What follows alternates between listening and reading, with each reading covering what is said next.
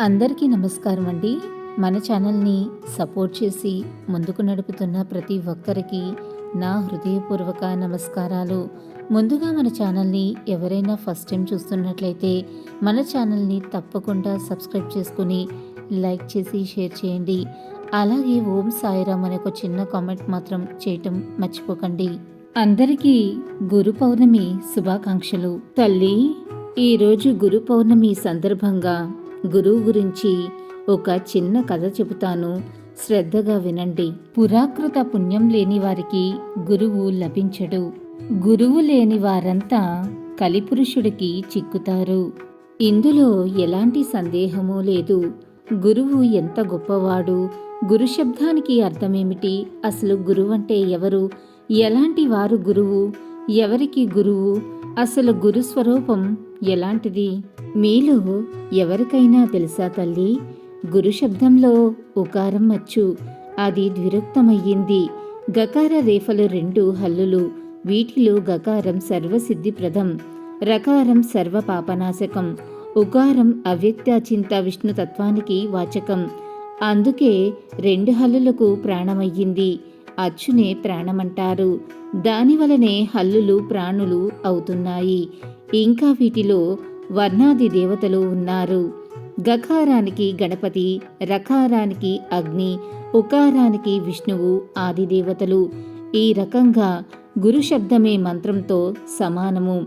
ఇది చతుర్విధ పురుషార్థాలకు సాధనం. తల్లి, తండ్రి, పరాత్పరుడు గురువే.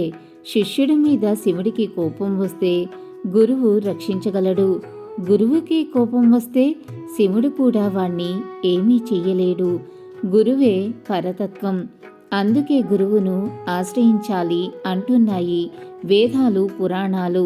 శ్రీమన్నారాయణుడే ప్రసన్నుడైన గురుభక్తినే కోరుకుంటారు ఉత్తమ వైష్ణవ భక్తులు. గురువు ప్రసన్నుడైతే నారాయణుడు ప్రసన్నం అయినట్లే. సకల పుణ్యక్షేత్రాలను, తీర్థాలను దర్శించిన ఫలం దక్కుతుంది. సకల వ్రతాలు, తపస్సు చేసిన పుణ్యఫలం దక్కుతుంది. శాస్త్ర పరిజ్ఞానం, ధర్మ వివేకం, భక్తి, జ్ఞాన వైరాగ్యాలు, సదాచారం సమస్తము గురుసేవ చేతనే లభిస్తుంది. ఒక్క మాటలో చెప్పాలంటే గురు మహిమ వర్ణాతీతం. మరి అసలు గురువుకి ఇంతటి శక్తి ఎలా వచ్చింది? సకల దేవతా స్వరూపుడు అంటున్నారే, సర్వజ్ఞుడు అంటున్నారే, ఇదెలా సాధ్యమయ్యింది? గురువు లేకపోతే ఎవరికైనా శాస్త్ర పరిజ్ఞానం ఉంటుందా? శాస్త్రాలు తెలియకపోతే ధర్మస్వరూపం తెలుస్తుందా? ఇది తెలియనివాడు కలి యొక్క ప్రభావాన్ని తప్పించుకోగలడా? గురుమహిమను తెలియచెప్పే ఒక పురాణగాథ ఉంది, చెబుతాను, శ్రద్ధగా ఆలకించండి. అంగీరసుడు అనే బ్రహ్మర్షి ఉండేవాడు. ఆయన గోదావరి తీరంలో ప్రశాంత వాతావరణంలో ఆశ్రమం నిర్మించుకుని తపస్సు చేసుకునేవాడు. ఆయన ఆశ్రమం ఎప్పుడూ మునులతో, శిష్యులతో కలకల్లాడుతూ ఉండేది. ఎక్కడెక్కడో నుండి మునులు, ఋషులు వచ్చి అంగీరసుణ్ణి అడిగి తమ తమ సందేహాలను తీర్చుకుంటూ ఉండేవారు. యోగ రహస్యాలు తెలుసుకుంటూ ఉండేవారు. ఎందరు వచ్చినా ఆ ఆశ్రమంలో కందమూల ఫలాలకు గాని, పుష్పాలకు గాని లోటు ఉండేది కాదు. అలా వచ్చిన వారిలో వేదధర్ముడు అనే ముని ఒకరు. ఆయన పైలుని కుమారుడు. శిష్య బృందంతో వచ్చి అంగీరసుని వనంలోనే తపస్సు చేసుకుంటున్నాడు. ఆయన శిష్యులలో దీపకుడు అనే శిష్యుడు అగ్రగణ్యుడు. బుద్ధిలోనూ, గుణంలోనూ, వినయంలోనూ, విధేయతలోనూ, నిష్టలోనూ చెప్పుకోదగిన వ్యక్తి. వేదాంగాలు అభ్యసించాడు. అయినా గృహస్థాశ్రమం స్వీకరించలేదు. బ్రహ్మచారిగానే జీవితాంతం ఉండి గురుసేవ చేస్తూ తరించాలని దృఢంగా నిశ్చయించుకున్నాడు. గురువుగారు సరేనని అంగీకరించాడు. దీపకుడు పరమానందభరితుడై గురుసేవలో కాలం గడుపుతున్నాడు. ఒకరోజు దీపకుడు వేదధర్మనికి సేవ చేస్తూ ఇలా అన్నాడు, గురుదేవా, నాదొక చిన్న సందేహం, అడగమంటే అడుగుతాను అన్నాడు. వేదధర్ముడు అడగమన్నాడు. అప్పుడు దీపకుడు గురుదేవుని పాదాలు నొక్కుతూ గురు శిష్య పదాలకు సమగ్రంగా అర్థం వివరించండి అన్నాడు. అప్పుడు వేదధర్ముడు ఆనందంతో ఇలా చెప్తున్నాడు, నాయనా, లోకంలో హితం చెప్పిన వాడల్లా కూడా గురువే. ఒక్క అక్షరం పాటి జ్ఞానాన్ని బోధించేవాడు గురువే. జీవితంలో మనిషికి చాలామంది గురువులు ఉంటారు. వారిలో ఉత్తములు ఉంటారు. మొట్టమొదట కన్నతల్లి గురువు, ఆ తర్వాత తండ్రి మరొక గురువు, ఇంటికి పెద్దవాడు గురువే. మేనమామ, పిల్లనిచ్చిన అత్తమామలు, తండ్రి యొక్క తల్లిదండ్రులు, తల్లి యొక్క తల్లిదండ్రులు, వీరంతా మంచి చెప్తారు కనుక గురువులే. ఉపనయన సమయంలో బ్రహ్మోపదేశం చేస్తాడు కనుక కన్న తండ్రి గురువే. వేదాలు శాస్త్రాలు అతడే నేర్పితే అతని గురుత్వం రెట్టింపు అవుతుంది. వేరొకరెవరైనా వేదాలు శాస్త్రాలు నేర్పితే అతడు ఉత్తమ గురువు. సంగీతం, శిల్ప, లౌకిక విద్యలు నేర్పిన వారెవరైనా గురువులుగానే పరిగణింపబడతారు. సంసార సాగరాన్ని తరించటానికి, జనన మరణాల చక్రం నుండి బయటపడటానికి ఏకైక మార్గమైన బ్రహ్మ జ్ఞానాన్ని ఉపదేశించేవాడు పరమ గురువు. అతడే పరతత్వము, అతడే త్రిమూర్తి స్వరూపము, అతడే సకల దేవతా స్వరూపము. మానవ రూపంలో ఉన్నాడని అనుమానించవలసిన అవసరం లేదు. బ్రహ్మ జ్ఞానంతో నిన్ను బ్రహ్మమును చేసే పరబ్రహ్మమతడే. వీరు కాక రకరకాల దేవతా ఉపాసనలు, మంత్రాలు, వ్రతాలు ఉపదేశించే గురువులు చాలామంది ఉంటారు. దీక్షలు ఇచ్చే గురువులు ఉంటారు. ఆచార్యులు ఉంటారు. గురి కుదుర్చుకుని శ్రద్ధతో గురుసేవ చెయ్యాలి. ఇహపరాలలో శ్రేయస్సుని కలిగించేవాడు గురువు. సద్గురువును ఆశ్రయిస్తే సమకూడనిది అంటూ ఏదీ లేదు. ఈ దేహము ఒక నౌకతో సమానము. సంసార సముద్రంలో నౌక పయనిస్తుంది.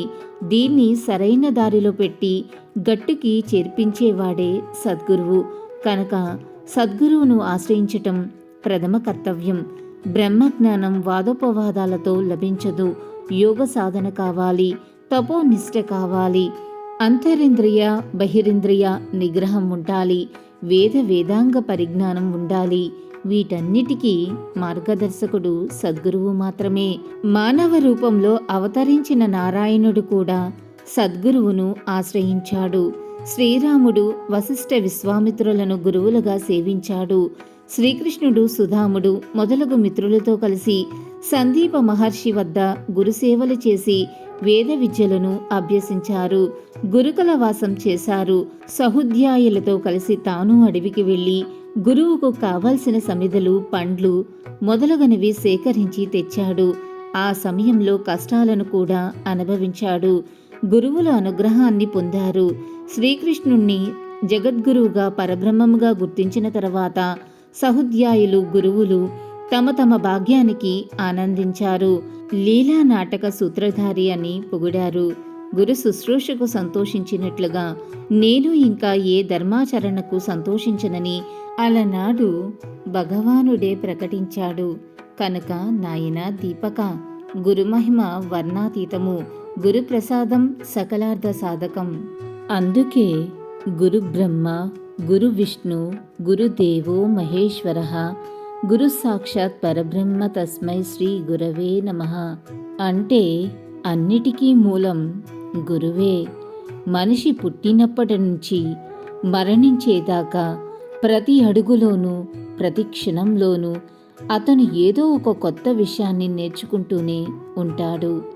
అతడు నేర్చుకునే ప్రతి అంశం వెనుక గుప్తంగా ఒక గురువు దాక్కునే ఉంటాడు. కానీ ఆ గురువుని మనమందరం ప్రత్యక్షంగా చూడగలిగేది ఒక్క తరగతి గదిలో విద్యను అభ్యసించినప్పుడు మాత్రమే. ప్రతి విద్యార్థి గురువును దైవంగా భావిస్తూ తన భవిష్యత్తును అయిన అనుభవాన్ని వారధిగా చేసుకుని ముందుకు సాగాలి. జీవితంలో ఎవరికి కేటాయించినంత సమయాన్ని మనం గురువు వద్ద గడుపుతాము. అలా మన యొక్క జీవితాలకు ఓ రూపం కల్పించి తీర్చిదిద్దే గురువులనే ప్రత్యక్ష దైవాలను విద్యార్థులు ప్రేమగా పూజించేందుకు, స్మరించుకునేందుకు గాను గురు పూజోత్సవంగా ఉపాధ్యాయ దినోత్సవాన్ని జరుపుకుంటున్నారు. అలాగే ఈ గురు పౌర్ణమి రోజు కూడా గురువును సేవించుకుంటే ఉత్తమమైన పుణ్యఫలాన్ని పొందుతాము తల్లి. ఈ వీడియో కనుక మీకు నచ్చినట్లయితే లైక్ చేయండి, షేర్ చేయండి. మరిన్ని ఆధ్యాత్మిక విషయాల కోసం మన ఛానల్ని తప్పకుండా సబ్స్క్రైబ్ చేసుకోవటం మర్చిపోకండి. ఇంకొక సరికొత్త వీడియోలో మళ్ళీ కలుసుకుందాం. అంతవరకు సర్వే జన సుఖినో భవంతు. Thanks for watching.